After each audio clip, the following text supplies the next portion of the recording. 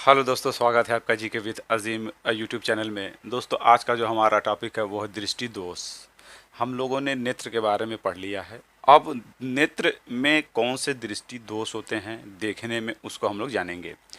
देखिए, सबसे पहली बात क्या है कि दृष्टि दोष को जानने से पहले हम लोग समझ लेते हैं कि एक स्वस्थ नेत्र होता क्या है। तो देखिए, एक सेहतमंद जो आँख है,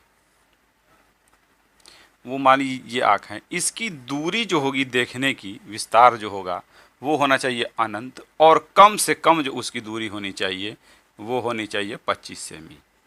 यानी 25 सेमी उसकी न्यूनतम दूरी और अधिकतम अनंत, यानी 25 सेमी यहाँ से देखे और अनंत तारों तक को भी वो देख ले। अगर किसी की आँख इस तरह से देखती है तो वो स्वस्थ है। इसे कहते हैं नेत्र का परास कहते हैं, या उसका रेंज कहते हैं। यानी हमारी आंखें कम से कम 25 सेमी दूर की चीज़ और दूर से लेकर अनंत तक की चीज़ों को देखती है। दूसरा शब्द आता है, इसको भी जानना अति आवश्यक है, रोग को पहले जानने से पहले, होता है आँख की समंजन क्षमता। देखिए, समंजन क्षमता का अर्थ क्या है? समंजन क्षमता का अर्थ होता है कि हम अपने दृष्टि को किसी चीज़ पर केंद्रित कर लें और उसको समायोजन कर लें, एडजस्ट कर लें, उसे कहते हैं समंजन क्षमता। और इसको समझने के लिए कुछ टर्म है। मान लीजिए ये हमारी आँख की लेंस है। हमारी आँख के लेंस एक पेशियों द्वारा जकड़े होते हैं, जिसको कहते हैं सिलियरी। सिलियरी पेशियाँ होती हैं जो हमारे लेंस को पकड़े होते हैं। जब ये होता क्या है, जब यही लेंस मान लीजिए कोई अपनी अवस्था में है तो इसकी फोकस दूरी ये है। अगर इस लेंस को ये सिलेरी पेशियां दबा दें तो और जो नेत्र में जो लेंस होता है वो जानिए वो वसीय उत्तक या पारदर्शी उत्तक के होते हैं बने हुए, और वो ट्रांसपेरेंट होते हैं, यानी पारदर्शी होते हैं और कई लेयर में होते हैं, और वो दबने वाले होते हैं। जब ये सिलियरी पेशियां जो होती हैं, जब इसे दबाती हैं तो आँख का जो लेंस है कुछ हो जाता है मोटा दबने से। अब जाहिर से बात है कि दबने से क्या हो, फोकस दूरी घट जाती है, और खींचने से क्या होती है, फोकस दूरी बढ़ जाती है। और ये अगर पतला अगर हो जाए और भी पतला तो ये फोकस दूरी और भी ज़्यादा हो जाएगी। इस तरह आँख हमेशा किसी चीज़ को दबाती और फैलाती रहती, अपने हेंस को आँख में जो है फिट है। अब समझिए बात को, जब हमें किसी दूर की चीज़ को जब देखना होता है तो आँख के लेंस खिंच जाते हैं और फोकस दूरी बढ़ जाती है। इस तरह हम किसी दूर स्थित चीज़ को देख पाते हैं। और अगर करीब की चीज़ों को होता है हमें देखने, तो जाहिर सी बात है कि ये सिलेरी पेशियाँ जो होती हैं यहाँ ये दबा देती हैं और लेंस हो जाता है मोटा और फोकस दूरी उसकी घट जाती है और हम करीब की चीज़ को देख पाते हैं। ये इसका कॉन्सेप्ट है। ये लगातार जो आँख का फैलना और सिकुड़ना होता है, ये लेंस का दबना और फूलना और फैलने वाला चीज़, इस ये क्रिया द्वारा जो प्रतिबिंब हमारे रेटिना पर बनता है इसे कहते हैं समंजन क्षमता। और उम्र के साथ साथ इनमें कुछ दिक्कतें आती हैं जिससे आँख की समंजन क्षमता प्रभावित होती है और आँख में फिर दोष आते हैं। अब वो दोष कौन कौन से हैं हम लोग उसको समझते हैं। पहले देखिए, पहला है निकट दृष्टि दोष। इस दोष की सबसे बड़ी क्वालिटी है कि आपको निकट की चीज़ें दिखती हैं किंतु दूर की नहीं। इसमें क्या होती है, दूर की वस्तु आपको दिखेगी नहीं लेकिन निकट की चीज़ें आपको साफ दिख जाती हैं। इस दोष को कहते हैं निकट दृष्टि दोष कहते हैं। इसमें जो होता है, रोगी अपने आँख पे ऐसे सटा के बहुत करीब से किसी चीज़ को देखता है, इसे कहते हैं, और इसका नाम है मायोपिया भी कहते हैं। इसको मायोपिया कहते हैं इसे। इसका सबसे बड़ा कारण है नेत्र गोलक का लंबा हो जाना। ये एक स्वस्थ नेत्र का है चित्र। इसमें क्या होता है कि नेत्र का जो गोलक होता है, ये अंदर वाला वो हिस्सा हो जाता है लंबा, और ये लेंस तो होता वहीं पर है। इस तरह से ये कार्निया वाला भाग है, ये कार्निया है। अब इस पे जो प्रतिबिंब बननी चाहिए वो बीच में ही बन जाता है। यानी लेंस और रेटिना के बीच में ही प्रतिबिंब बन जाता है, लेकिन बनना चाहिए उसे यहाँ पर आर पर, लेकिन बनता है आई पे। अब इसमें दिक्कत आ जाती है, तो इसको ठीक करने के लिए कौन सा चाहिए लेंस? तो ऐसा चाहिए लेंस जो इस प्रकाश को और फैला दे और ये चीज आकर यहाँ पे बने। तो इसका निवारण है तो अवतल लेंस का प्रयोग करते हैं। और जब अवतल लेंस से जब किरणें चलती हैं तो वो क्या होता है, अवतल लेंस इसको फैला देता है और फैलाने के बाद ये किरणें ठीक जाकर रेटिना पर बन जाती हैं। इस तरह से इसके निवारण हेतु अवतल लेंस का प्रयोग करना चाहिए। और अवतल लेंस का प्रयोग तभी होता है, या उसकी फोकस दूरी जो है इतनी ही होनी चाहिए जो नेत्र के दूर बिंदु है, यानी वो कितनी दूर तक की चीज़ को देख ले रहा है, यानी आँख से उतना ही उसकी फोकस दूरी अवतल लेंस की होनी चाहिए। जैसे हम मान लें कि, और देखिए कभी भी आप जब डॉक्टर के पास जाएंगे तो ये फोकस दूरी में ना हो के उसकी क्षमता में होता है। जैसे मान लीजिए अवतल लेंस की फोकस दूरी है 5 मीटर, कोई हो अवतल लेंस और आँख में लग गया, यानी कम से कम आप निकट के चीज़ों को देख ले रहे हैं कम से कम 5 मीटर या इसके अंदर में। तो अब इसकी क्षमता अगर बात करें तो P बराबर 1/f, तो P बराबर 1/5 होगा। तो कितना, और अवतल है तो फोकस क्या होगा, ऋणात्मक, तो ऋण 0.2 ये शब्द आता है डायप्टर, तो डायप्टर होगा। तो कोई भी -0.2 बोले तो समझिए इनको 5 मीटर तक की चीज़ें जो है दिख रही हैं और उसके बाद की चीज़ें दिखती नहीं है इनको। इसका कहने का अर्थ ये है। ये उसके बाद देखिए एक और आता है टर्म, उसको कहते हैं दूर दृष्टि दोष, इसको कहते हैं हाइपरमेट्रोपिया,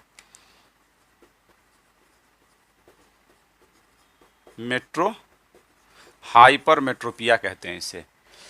इसमें क्या, दूर दृष्टि में क्या होता है कि कुछ गोलक बन जाता है चपटा और उसका प्रतिबिंब रेटिना के पीछे बनता है। मान लीजिए ये नेत्र ये वाला स्वस्थ है, ये क्या होता है बन जाता है चपटा, और लेंस जो है इसी तरह होता है, और इसकी फोकस जो होती है वो बनता है पीछे, यहाँ पे बनता है। ये आर है, यहाँ बनना चाहिए, पर आई क्या है, यहाँ पे बनता है। इसको ठीक करने के लिए उत्तल लेंस का प्रयोग करते हैं। इस तरह का लेंस जो अपसारी हो, प्रकाश को और सिकोड़ दे कि उसका प्रतिबिंब यहाँ पे बन जाए। तो ये सिकोड़ देता है यहाँ पे और ये चीज़ें यहाँ पे चली जाती हैं। उत्तल लेंस का प्रयोग होता है दूर दृष्टि में, जबकि अवतल में जबकि निकट में अवतल लेंस का प्रयोग होता है। और दूसरा कारण है समंजन क्षमता का समाप्त हो जाना, ये भी कारण है। तो समंजन क्षमता प्रभावित होती है तब दूर और निकट दृष्टि होता है। अगला आता है जरा दृष्टि दोष। ये 40 वर्ष के बाद के लोगों को ज़्यादा देखने को ये मिलता है, ये रोग आँखों में। इसमें क्या होता है कि बेसिकली इसको जाना जाए तो ये एक तरह का दूर दृष्टि दोष ही है, लेकिन इसमें निकट और दूर दोनों दृष्टियों का होता है, समायोजन होता है, यानी दूर और निकट दोनों दृष्टि क्या होती है, प्रभावित होती है। इसको कहते हैं जरा दृष्टि दोष कहते हैं। और इसके निवारण हेतु द्विफोकसी लेंस, द्विफोकसी लेंस का प्रयोग करते हैं। अब ये द्विफोकसी लेंस क्या है इसको जान लीजिए। आप देखे होंगे कि चश्मे ऐसे हैं और यहाँ एक इस तरह से उसमें भी होता है, इस तरह से। जो भी आप चश्मे देखें तो देखेंगे कि नीचे जो है, जो लोगों को उम्र अधिक है, एक नीचे अलग मतलब होगा लेंस और ऊपर वाला अलग होगा। तो इसमें क्या होता है कि अलग अलग फोकस के लेंस को एक ही चश्मे में जोड़ते हैं।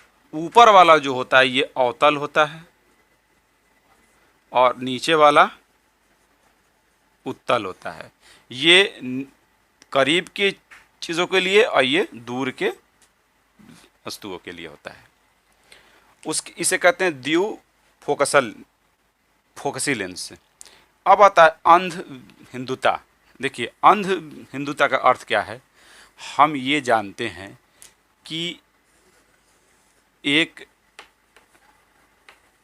हम लोगों को ये पता है कि हमारा आँख में यहाँ पर एक लेंस और यहीं पे होता है पीत बिंदु। अगर इस पर प्रतिबिंब बनेगा तो अस्पष्ट होगा। और यहाँ से एक होता है अंध बिंदु, जहाँ तंत्रिकाएँ, नेत्र तंत्रिकाएँ क्या होती हैं? बाहर आती हैं। यहीं पे छिद्र होता है। अगर किसी कारणवश ये तंत्रिकाओं पर, मान लीजिए वो यहाँ, मान लीजिए हम इसे मान लेते हैं यहाँ पर, यहाँ ये प्रतिबिंब यहाँ न बन के लेंस अगर टेढ़ा हो जाए या रेटिना की गोलाई न सही हो तो ये प्रतिबिंब यहाँ पे बनता है। उस दौरान व्यक्ति को कोई चीज़ें दिखती नहीं है और आँखों को तिरछा करके वो देखता है। इसके निवारण हेतु बेलनाकार लेंस यानी सिलिंड्रिकल लेंस का इस्तेमाल होता है। यह होता क्या है कि एक इस तरह का गोल भाग होता है शीशे का, इसके एक भाग को काट के निकाल लेते हैं। और इस बने हुए लेंस को चश्मे में लगा देते हैं। इसका निवारण, इसमें क्या होता है, इस तरह से इसको करते हैं सेट कि इसका प्रतिबिंब लगभग रेटिना पर कहीं भी बन जाए। पीत हिंदू पे भले ना बने, कहीं और पे। वो लेंस होते हैं, मोटे होते हैं, तो उसका इस्तेमाल होता है। ये इसे कहते हैं जरा दृष्टि दोष, अंध हिंदुता इसका नाम है। अगला देखिए, अगला आता है वर्णांधता और रतौंधी। वर्णांधता के बारे में हम जानते हैं कि रेटिना पे छोटे छोटे शंकु होते हैं, ठीक। और वो इस रेटिना को हम अगर ऐसे देखें, अंदर वाले भाग को तो गोल बना के देखें, तो इसमें मैंने बताया था कि इस तरह के संरचनाएं इसमें होती हैं। इसमें शंकु होते हैं और शलाकाएं होती हैं। शंकु ऊपर नोकीली हैं और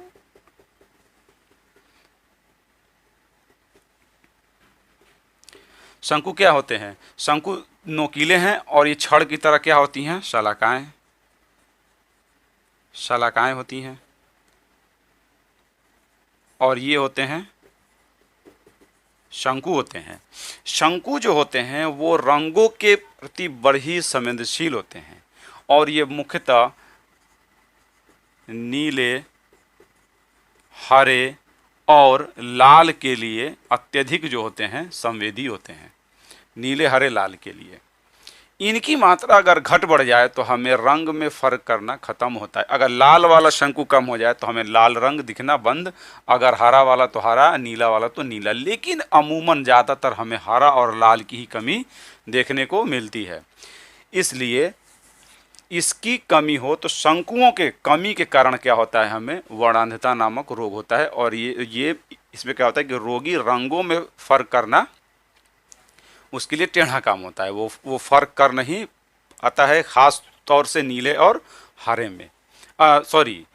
नीला तो बहुत कम है, हरा और लाल में ख़ास तौर से होता है।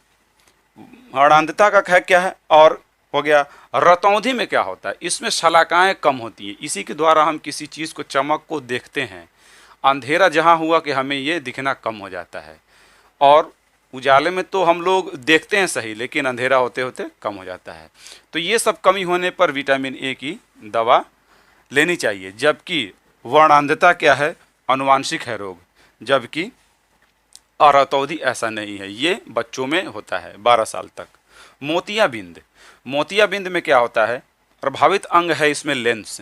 इसमें क्या होता है कि जो आँख का ये भाग होता है, इसके ऊपर, ये वाले भाग, इसके ऊपर अपारदर्शी प्रोटीन जमा हो जाता है। क्योंकि हमारी आइरिस क्या होता है, प्रकाश ज़्यादा होने पर आइरिस क्या हो जाती है, उसका आकार घट जाता है, यानी उसी पर स्थित होती है उतली। और ये प्रकाश को नियंत्रित करता है। लेकिन अब बहुत ज़्यादा प्रकाश में जब रहेंगे तो आँख क्या होता है कि रेटिना की सुरक्षा हेतु अपने लेंस के ऊपर ही एक अपारदर्शी प्रोटीन का लेयर जमा लेता है। प्रकाश अत्यधिक होने पर, ये धूप में खड़े होने पर ये रोग ज़्यादा होता है तेज प्रकाश पे, और आँख पर एक सफ़ेद रंग का धब्बा की तरह आ जाता है, मोती की तरह, उसे कहते हैं मोतियाबिंद कहते हैं। प्रभावित हिस्सा जो होता है इसमें लेंस होता है। उसके बाद आता है ट्रेकोमा। देखिए इसमें क्या होता है, ये प्रभावित अंग है, इसमें जानिएगा, इसमें कार्निया, कार्निया जो होती है ये प्रभावित अंग है, और ये वायरस जनित रोग है, वायरस द्वारा होने वाला रोग है। इसको कंजक्टिवाइटिस भी इसको कहा गया है। इसमें आंखें सूज जाती हैं, लाल होती हैं और आंखों से आंसू आता है। ग्लूकोमा, इसको काला मोतिया या दृष्टि का मौन चोर भी कहा गया। ग्लूकोमा जो होता क्या है कि हमारे जो नेत्र हैं, इसको जानिए ये क्या है। हमारे जो नेत्र हैं, नेत्र में बाहर की तरफ एक कार्निया है, और कार्निया और नेत्र के बीच में भरा होता है, नेत्रोद कहते हैं इसको, एक तरह का लिक्विड भरा होता है, एक द्रव भरा होता है इसमें।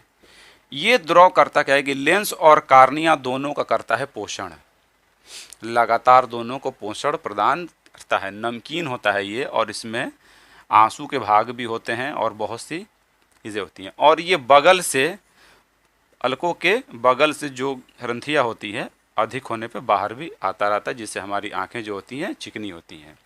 लेकिन किसी कारण से ये जो बनता रहता है ये बाहर न आए, तो इसके अंदर होती हैं नसें, और ये नसों को कहते हैं नेत्र तंत्रिका। ये नसें क्या होती हैं कि रेटिना पे बनने वाले प्रतिबिंब को इम्पल्स, पल्स के रूप में, यानी विद्युत पल्स के रूप में हमारे मस्तिष्क तक लेकर जाती हैं और वहाँ पर प्रतिबिंब बनाती हैं। रेटिना पे प्रतिबिंब हमेशा बनता है उल्टा, लेकिन दिमाग इसको करती है सीधी। तो ये जब द्रव बनता है तो इस आँख पर बढ़ जाता है प्रेशर, और ये जो होती हैं नसें वो सूज जाती हैं, और धीरे धीरे समय आने पे ये सूखती हैं, और इस तरह वो सूख कर ख़त्म होती हैं, और रोगी को धीरे धीरे दिखना हो जाता है बंद। ये बुढ़ापे में सबसे अधिक होता है, इसीलिए इसे दृष्टि का मौन चोर या काला मोतिया भी कहते हैं इसको। तो ये इससे प्रभावित अंग कौन है? तंत्रिका, नेत्र की तंत्रिका पेशियां होती हैं, जो होती हैं नसें, जबकि ट्रेकोमा से कार्निया, मोतियाबिंद से लेंस, और रतौंधी और हड़ांधता से। तो ये सब ये रोग हैं, इससे परीक्षा में सवाल आते हैं। मुझे उम्मीद है कि आपको इस वीडियो से कुछ समझ में तो आया होगा। अगर आपको अच्छा लगा है तो इसे लाइक करिए और पढ़ने वाले लोगों में इसे शेयर कीजिए, और अगर आप चैनल पर नए हैं तो इसे सब्सक्राइब करिए। तो मिलते हैं फिर हम अगले वीडियो में, तब तक के लिए अलविदा, जय हिंद।